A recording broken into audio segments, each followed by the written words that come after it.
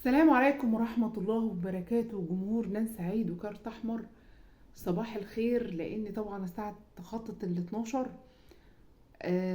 بس أنا حبيت أعمل لايف لأن في كلمتين كده حابين نقولهم وشوية أخبار خفيفة. أتمنى إن الناس يعني تكون موجودة وتتابعني. زمان ومش من زمان قوي، يعني أيام أبو تريكة وزيدان، الجيل ده لما احنا حضرنا الجيل ده كنا كلنا، كانت كل الجماهير المصرية تشجع منتخب مصر بغض النظر ده بيلعب فين، ان كان بيلعب بقى في الاهلي ولا في الزمالك ولا في الاسماعيلي. لكن في الوقت ده، في الوقت الحالي اللي احنا بنشوفه دي، يعني ده اسوأ فترة انا شفتها في الكرة المصرية بالامانة. يعني احنا اللي بنعمله ان احنا بنشجع اشخاص واندية. المنتخب ده مش في بالنا، يعني انت يا بتشجع شخص بعينه يا بتشجع نادي في قلب المنتخب، لكن المنتخب مش شاغل بال حد. ده اللي انا شايفاه، وده ظهر بوضوح قوي لما اتكلمنا عن صلاح وقلنا ان صلاح مش بيأدي بنفس المستوى اللي بيلعب بيه مع ليفربول. وزي ما كانت في ناس متفقة معايا، كان في ناس مختلفة معايا. ما بزعلش اما بتختلف، يعني اما بتختلف معايا انا ما بزعلش طالما اختلافك موضوعي. لكن في ناس تعدت حدود الادب لمجرد اننا بنقول ان صلاح مش مأدي دوره مع المنتخب. تمام؟ انا بقول لك مفيش شك ان محمد صلاح عمل تاريخ صعب، يعني شبه مستحيل على اي لاعب انه يقدر يعني يعمل اللي صلاح عمله في مسيرته الاحترافية كلها. ومفيش شك ان صلاح لاعب كبير، بس مع المنتخب محدش يزعل، يعني بيقلب على صلاح محسن مع الاهلي. انا معرفش ايه اللي بيجراله. وانا والله العظيم انا مش بهاجم صلاح، انا قلت ان الاعلام بيتكلم عن صلاح اكتر ما بيتكلم عن المنتخب نفسه، ده يعني عن البطولة نفسها، ده يعني حاجة رهيبة.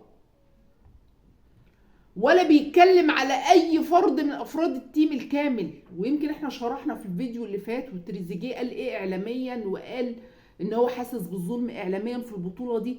يعني بقى في حالة سلبية اصلا بين اللعيبة. الكلام اللي احنا قلناه، اللي احنا حذرنا منه. طبعا انا عايزه اقول لكم ان لو في تأثير سلبي، لو في تأثير سلبي على اللعيبة بسبب التفخيم الاعلامي والقاء الضوء على صلاح بس، لا، ده انا عايزه اقول لك ان التأثير السلبي اكتر على صلاح، اللي انت زعلان عشانه ومحموق عشانه. انت ضريته. يعني صلاح بكتر الكلام، من كتر الكلام عليه انت بتلوده وبتحمله فوق طاقته، وبتحمله المسؤوليه لوحده، وكأنه هو نازل هو ال 11 لعيب وهو اللي هيفوز وهو اللي هيجيب البطوله لوحده. فهو بينزل يعني بيحس ان هو يعني على عاتقه مسؤوليه كبيره جدا جدا، بتفقده تركيزه وبتخليه في أسوأ حالاته.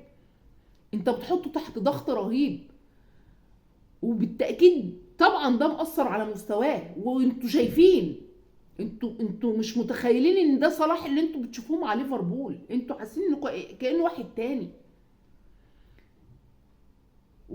وكأن صلاح ده هو النجم الأوحد مع المنتخب. الكلام ده مأثر على اللعيبة بالسلب كلها. عشان معلش، انت اللعيب في قرارة نفسه بيقول لك طب انا هتعب واعمل وهدي صلاح وصلاح هيدخل جون وكل الناس هتتكلم على صلاح ومش هتفتكر اصلا ان انا تعبت وعملت. اللعيبه بقت بتحسبها كده، ما هي مظلومه اعلاميا، ما حدش بيتكلم عليها.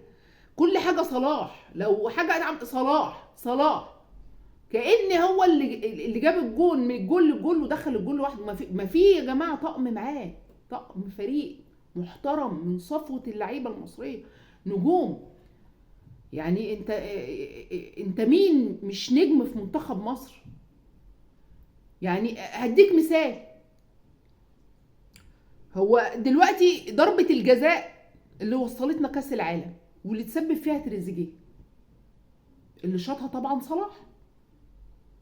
كل الاعلام اتكلم على صلاح، ما اتكلمش على تريزيجيه، ان هو اصلا اللي جاب ضربة الجزاء، ولولا ما كانش هيبقى فيه ضربة جزاء اصلا. يعني انت نسيت المتسبب في ضربة الجزاء وافتكرت اللي شاطها، ده صلاح اللي جاب الجول.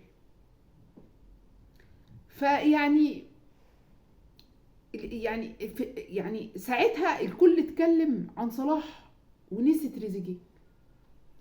وشفنا كمان ابعاد احمد فتحي، واحمد فتحي ده تاريخ، ده صاحب تاريخ كبير على المنتخب، عشان ندي اشاره الكابتن لمحمد صلاح. الكل يعني انا مش عارفه، كل الكلام ده يا جماعه له تاثير سلبي على مستوى اللعيبه، الفرقه كلها بتقع. يا جماعه الاعلام ليه دور مهم جدا في اللي وصل ليه المنتخب. والله لما يكون لاعب مهما كان مين هو وياخد الشو كله وباقي اللعيبه ولا كانهم موجودين، فانت كده بتقتل الروح والحماس عند اللعيبه وعند منتخب مصر كله.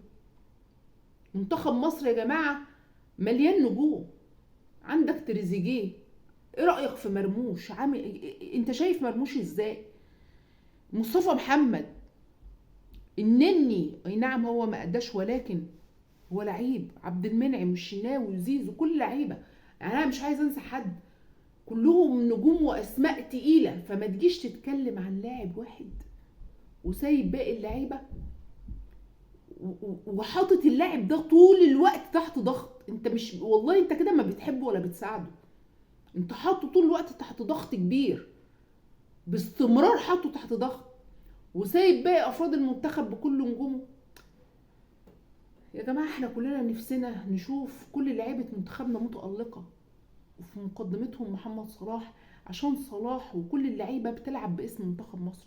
واللي مخلي صلاح متألق مع ليفربول انه بيلعب لاسمه، بيعمل تاريخ لنفسه فقط، متحرر من اي ضغوط.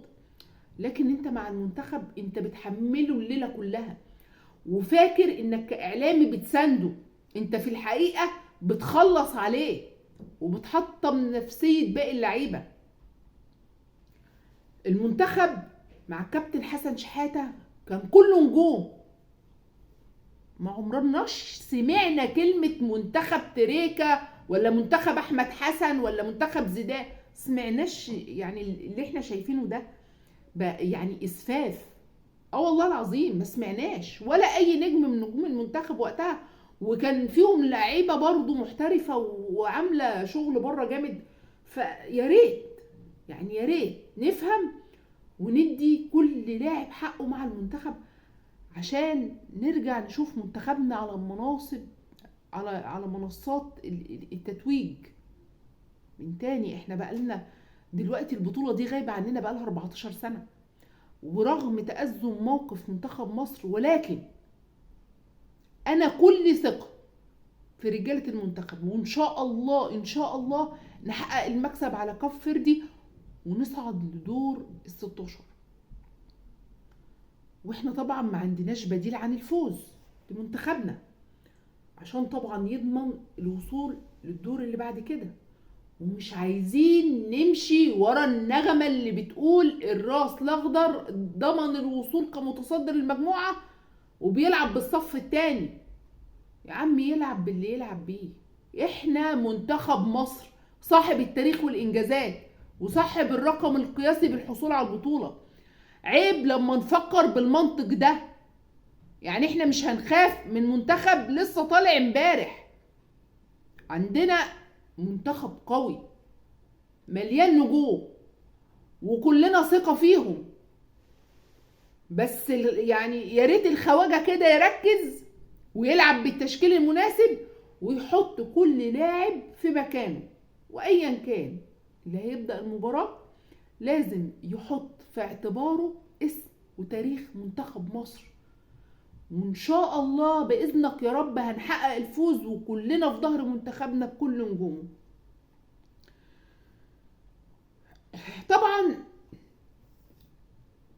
اتأكد غياب محمد صلاح عن المباراة الجاية، وفي حال الصعود ان شاء الله ان شاء الله هيغيب كمان عن مباراة في دور ال16، فبنتمنى له السلامة ويعود في اسرع وقت. يا ريت يا جماعة نبطل شغل التخوين، عشان انا النقطة دي بجد ضايقتني. انا مع اختلافي ان صلاح ما بيأديش، بس ما طلعتش قلت الكلام ده ولا ينفع ان انا اقوله. شغل التخوين اللي حصل وان صلاح هرب وانه ادعى الاصابة، يعني بالعقل صلاح بيلعب قدام اكبر الفرق العالمية بكل نجومها، وبيتألق قدامهم، وعلم على تقريبا كل الفرق في الدوري الانجليزي وفي دوري ابطال اوروبا. تعتقد انه هيهرب قدام منتخب غانا فاضعف نسخة للمنتخب الغاني؟ الكلام ده مش منطقي. انت عايز تنتقد، انتقد، ده اللي انا بقوله. نقول اللاعب ده كان سيء، نقول ما قدمش الاداء اللي كان مفروض انه يقدمه، ده طبعا حقك كمشجع ان انت تنتقد اداؤه، لانك انت في النهاية عايز منتخب بلدك في افضل حال.